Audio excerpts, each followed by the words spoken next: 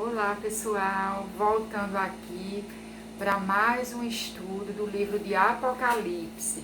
Hoje nós vamos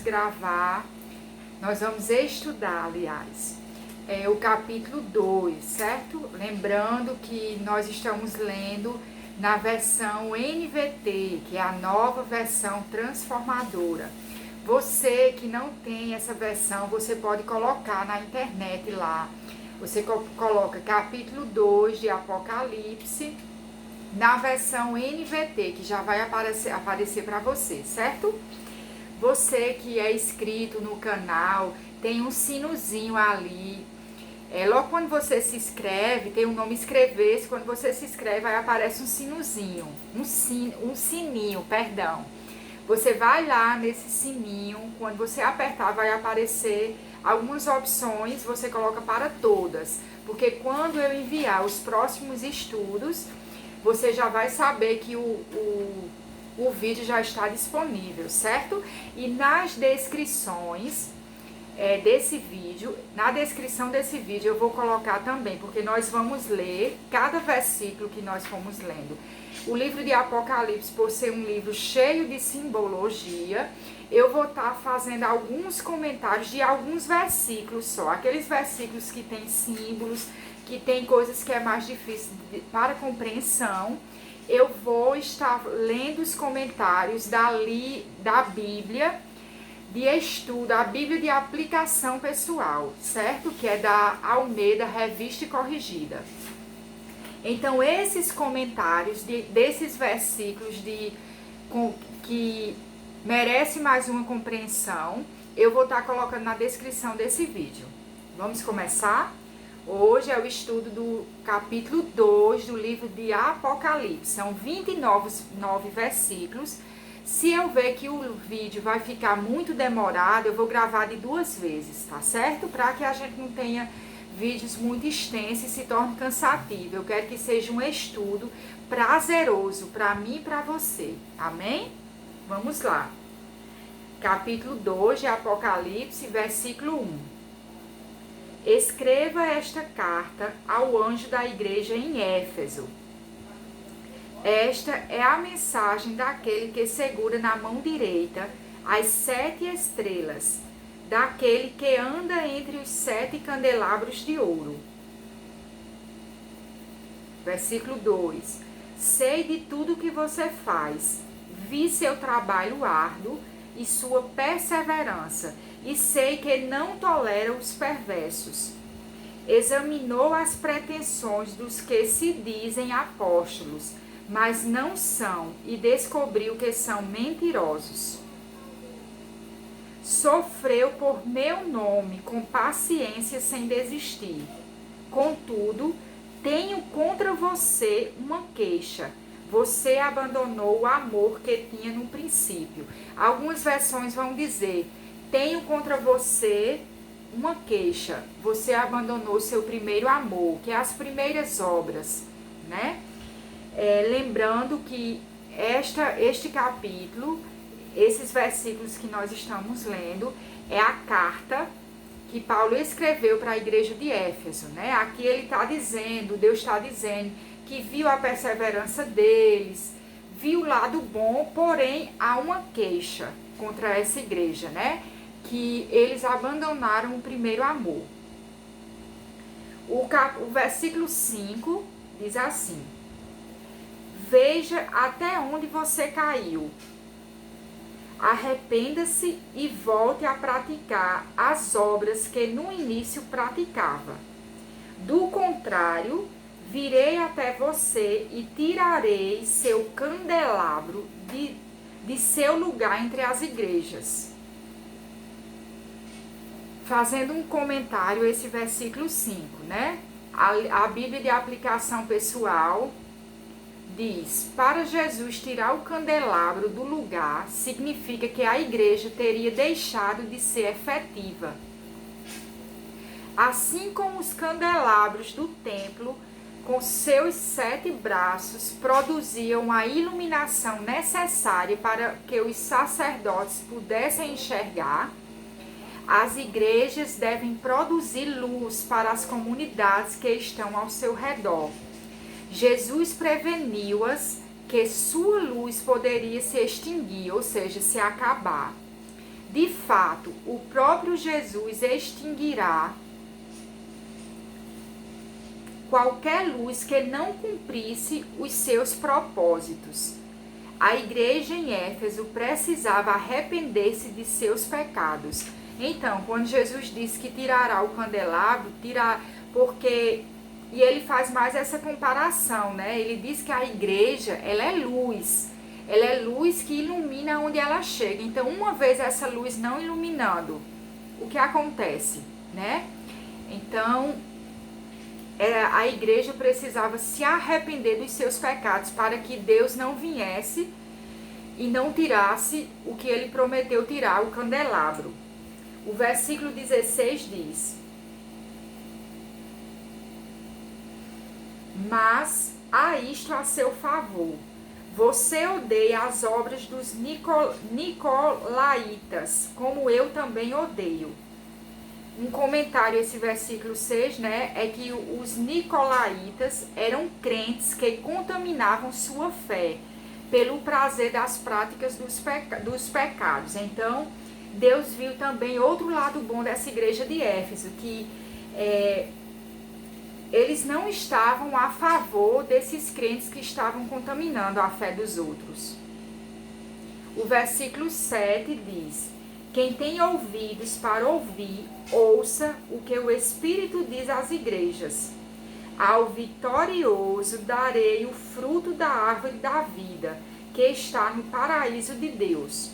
Fazendo um comentário sobre esses frutos, né? O fruto da árvore da vida significa a vida eterna com Deus.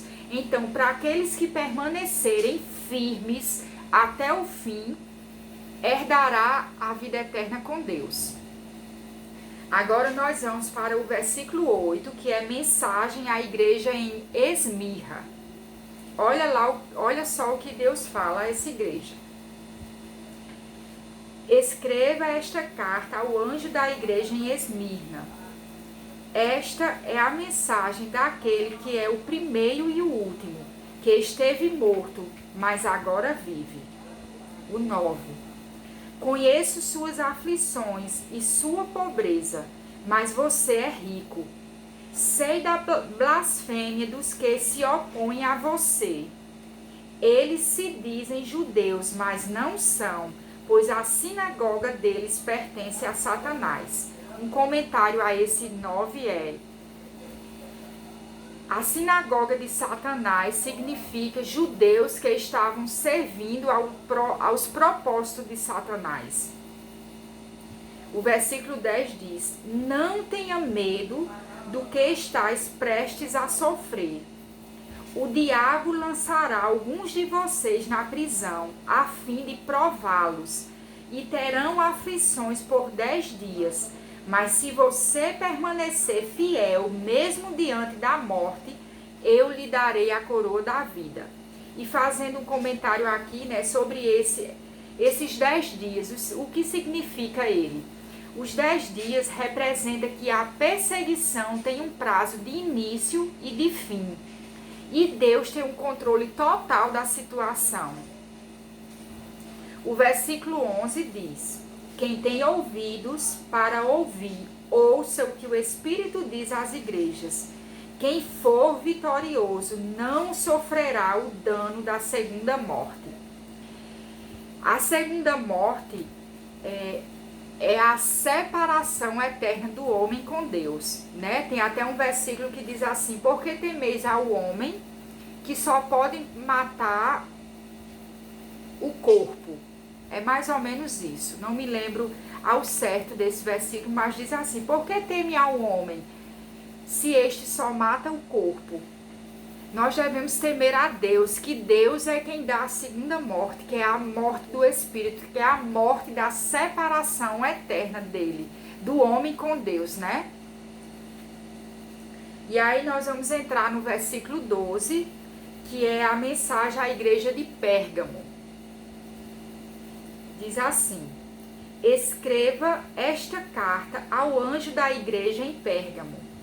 Esta é a mensagem daquele que tem a espada afiada dos dois lados.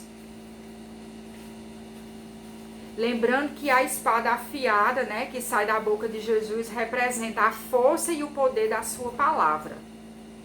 O versículo 13 diz: conheço o lugar onde você vive, a cidade onde está o trono de Satanás. Ainda assim você permanece leal ao meu nome. Recusou-se a negar sua fé em mim, até mesmo quando Antipas, minha testemunha fiel, foi morto onde vocês vivem, o lugar de habitação de Satanás. Comentando o versículo 13, né? Pérgamo era uma cidade idólatra, que adorava vários deuses. E o imperador romano também era tido como Deus. E aí Deus diz aqui que vê que essa igreja, a igreja de Pérgamo, ainda permaneceu fiel, mesmo vendo a morte de Antipas, que Antipas foi um crente que servia a Deus, né? Ele foi morto pela mensagem de Deus, né? Por causa da mensagem de Deus. E essa igreja, mesmo vendo a morte dele, ainda permaneceu fiel. O versículo 14 diz: contudo, tenho contra você algumas queixas. Você tolera em seu meio pessoas cujo ensino é semelhante ao de Balaão, que mostrou a Balaque como fazer o povo de Israel tropeçar. Ele os instigou a comer alimentos oferecidos a ídolos e a praticar imoralidade sexual. Fazendo comentário sobre esse versículo 14, né? Existe entre os cristãos um campo para diferenças de opiniões em algumas áreas, mas não há lugar para heresias ou impurezas morais. Sua cidade pode não praticar de festas dedicadas a ídolos. Pode não participar de festas dedicadas a ídolos, mas provavelmente nela existe pecados sexuais, pornografia, corrupção, mexericos e mentiras. Mexericos é fofocas, né? Procure não tolerar o pecado, submetendo-se à pressão de se tornar uma pessoa que tem a mente aberta. Ou seja, ele está dizendo aqui, procure não ceder às pressões, porque as pessoas realmente dizem assim, você tem que ter a mente aberta, né? Hoje em dia é assim. Hoje em dia o pecado é tão normal para alguns cristãos, que quando você diz, não, mas isso é pecado. Não, mas fulano fez, eu fiz também. Você tem que ter a mente aberta para isso. Então Cristo está dizendo a essa igreja, né? Procure não ceder às pressões, porque eles dizem que você deve ter uma mente aberta, e na realidade não é isso, é pecado. Não existe esse negócio, tenha a mente aberta, nós estamos na atualidade, não existe isso. Pecado é pecado desde a criação do mundo e nunca vai mudar, certo? E quanto a Balaque, né? Quem era esse Balaque, né? Que diz que fala aqui em Balaão e Balaque. Balaque era um rei que tinha medo do grande número de israelitas que cruzavam seu país. Por isso, contratou Balaão para lançar uma maldição sobre eles. No início, Balaão se recusou a fazê-lo, mas uma grande oferta de dinheiro mudou sua opinião. Está lá em Números, no livro de Números, capítulo 22, versículo 24. Se você quiser entender melhor, você vai lá no livro de Números e lê, certo? Mais tarde, Balaão influenciou os israelitas a voltarem a adorar ídolos. Isso está lá também no livro de Números, capítulo 31, versículo 16.